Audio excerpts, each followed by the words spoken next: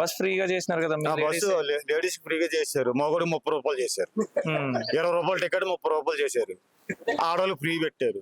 ఇంకేముందండి, సికింద్రాబాద్ లో దిగి ఎస్ఆర్ఆర్ దిగాలంటే 20 రూపాయలు ఉండేది ఒకప్పుడు, ఇప్పుడు 30 రూపాయలు మగోడికి. ఆడ మనిషి ఫ్రీ పెట్టారు, మగోడు 10 రూపాయలు పెంచారు. మరి ఇంకేముందండి అందులో, ఇటు నుంచి ఇటు పోయిందిగా, ఇంక మిగిలేదంతా 10 రూపాయలు. వాళ్ళకి 20, నాకు 20, 40 రూపాయలతో వచ్చేసేవాళ్ళు, నాకు 30 పెట్టేశారు. ఆడ మనిషి ఫ్రీ అన్నారు, ఇంక పోయేదంతా 10 రూపాయలు మిగులుతుంది అంతే. మరి వాళ్ళకి ఓట్లు ఉన్నాయి, మాకు ఓట్లు ఉన్నాయి, మరి మేమే వేస్తున్నాం ఓట్లు, వాళ్ళే వేస్తున్నారు. మరి మేమేం తక్కువ చేసాం? మాకేమైనా ఇచ్చారా మగోళ్ళకి?